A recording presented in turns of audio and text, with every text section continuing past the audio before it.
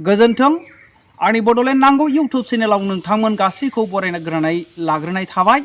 आं सानो नोंथांमोनहा सिगांनि भिडिअफोरखौहाय जेरै अनसायनानै मोजां कमेन्ट खालामहरबाय, थिग बेबायदिनो नोंथांमोनहा दिनैबो बेबायदिनो आंनि भिडिअखौ जोबजासे नायनानै उइदाउट स्किप नायनानै अनसायहरबावगोन होननानै आङो गेदेर मिजिं दङ। बेनिखायनो नोंथांमोन गासै आंनि बड'लेण्ड नांगौ इउटुब चेनेलखौ नायगिरिफोरनिसिम आंनि गोसो गोरबोनिफ्राय खौथि गोजोननाय जासिहरग्रोनानै बरायग्रोनानै लाबावनाय थाबाय।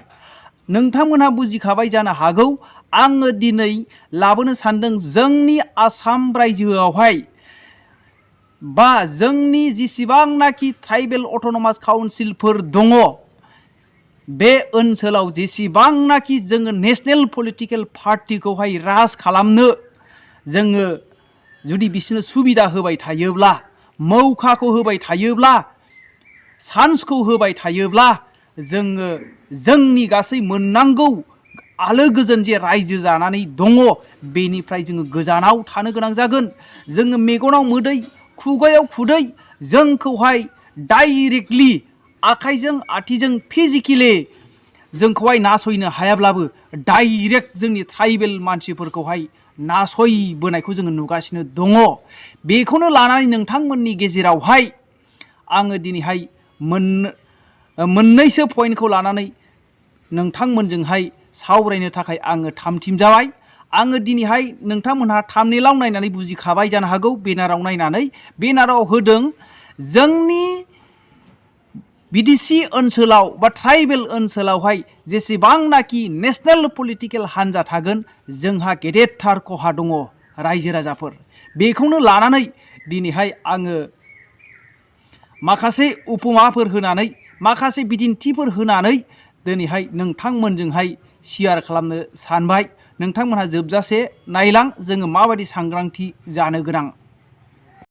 जोंनि बिटिआर ओनसोलावहाय जेसेबांनाखि बिजेपि आरो कंग्रेस नेशनेल पलिटिकेल हान्जाखौ जोङो दोनबाय थागोन जोंहा गेदेरथार खहा दङ रायजो राजाफोर।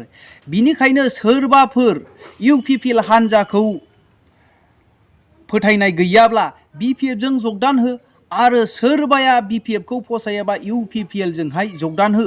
अब्लाबो जोंनि बर' हारिनि गेजेरनिफ्राय आरो जोंनि ट्राइबेल मानसिफोरनि गेजेरनिफ्राय रावबो दिनैहाय नेशनेल पलिटिकेल हान्जाजोंहाय जोङो जगदान होआलाफैनो जोङो दिनैहाय नैबे मोननै पलिटिकेल हान्जाखौल' लानानै जोङो दिनै राज खालामोब्ला जोंनि थाखाय मुलाम्फा रायजो राजाफोर। मानो होनोब्ला जोङो नुनो थांबाय जोंनि जे दा आसाम रायजोआवहाय बिजेपि सरकारा रायजो खुंनाय लोगो लोगोनो दिनैहाय 1 नाम्बारावहाय नगाव साहा बागान जे बिनिखौ 30-35 बिगाखौहाय जे गौतम आडानिनोहाय प्राइभेट कम्पानिनो गथायनायजों लोगोसे ग्रिन फिल्ड खालामनो साननानै दिनै 100थासो जे जिसिबि सोनानै प्रलय धंस खालामनो थाखाय नाजादोंमोन। नाथाय दिनै बिथांमोनहाबो प्रटेस्ट खालामनायनि गेजेरजोंहाय दिनैहाय बिसोरखौ दिनै बन्द जानानै दङ। जुदि गुबुन सरकार फैयोमोनब्ला, गुबुन सरकारा सालायोमोनब्ला, जोंनि ट्राइबेलनि गेजेरावनो सोरबा चिफ मिनिस्टार जानानै थायोमोनब्ला रावबो बेबायदि खालामनो हानांगौ प्रयजन गैयामोन।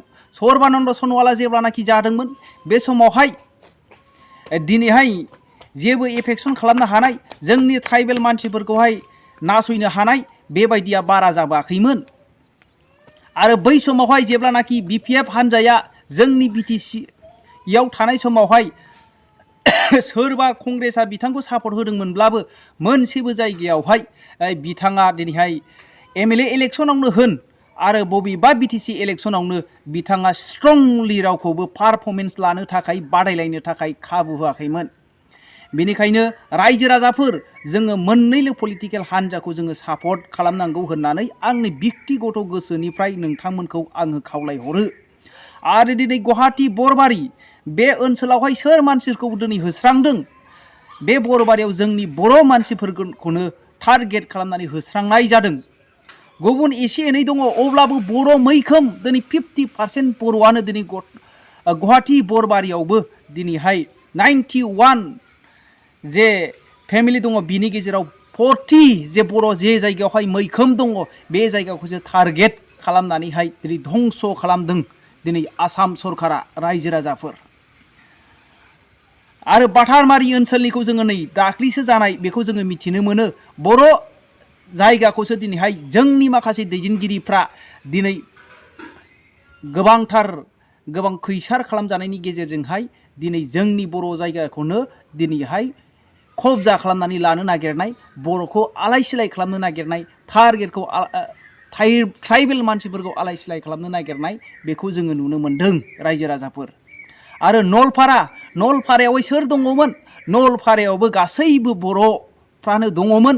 बेयावबो दिनै आलाय सिलाय जानानै दङ मानसिफ्रा।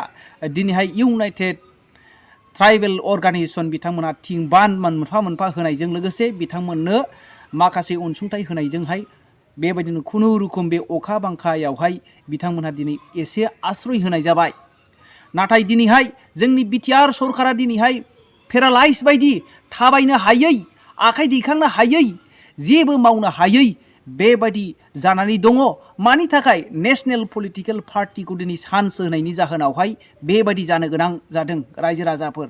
आरोबाव नै मैया दाख्लिसो रायजो राजाफोर कार्बि आंलं अट'नमास काउन्सिल थासेयावबो ट्राइबेल एरियायावसो दिनैहाय एफेक्सन खालामनायखौ जोङो नुनो मोन्दों। दिनै खुगायाव खुदै मेगनाव मोदै साननैसोल' नै गेजेरावहाय जों BJP सरकार दिनै दाबाय कार्बि आंलंआवहाय दानाय लोगो लोगोनो दिनैहाय ट्राइबेल मानसिफोरखौहाय हामला खालामनायखौ नुदों। बिनि थाखायनो जोङो सांग्रां जानो गोनां रायजो राजाफोर। जेखि हालोदाव थाया मानो जुदि नोंथाङा UPPL हान्जाखौ फोथायाखैब्ला, मोजां मोनाखैब्ला नोंथांमोना दिनै BPFआवहाय जगदान जादो। आरो नोंथाङा जुदि BPF हान्जाखौ मोजां मोनाखैब्ला UPPL हान्जायाव जगदान जादो। आरो नोंथांमोना ओरैबो थाङा ओरैबो थाङा मोजां मोनाखैब्ला नोंथांमोना गेजेरनि मानसि जानानै बिथांमोननि भुलखौहाय नायै आसि थुयै खोन्थानाया मोजां।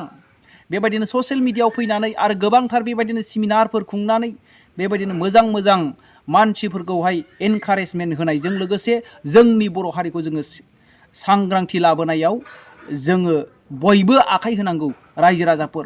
नङाब्ला जुदि नेशनेल पार्टिखौ जोंनि आसामावहाय जेसेबां दोनबाय थागोन, जोंनि बिटिआर ओनसोलाव दोनबाय थागोन, जोंहा गेदेरथार खहा दङ। बिनि थाखायनो आंनि बड'लेण्ड नांगौ इउटुब चेनेलनिफ्राय नोंथांमोन गासैखौबो खावलायहरबाय, नोंथांमोनहा जेन' गावखौ सांग्रां जानानै बेबायदि मोननै पलिटिकेल हान्जायावल' जगदान होनाया गोनां, आं बेखौनो सानो रायजो राजाफोर। आं एसेखौनो बुंनानै दोनथ'बाय। जै बर' हारिनि जै। गोजोन्थों।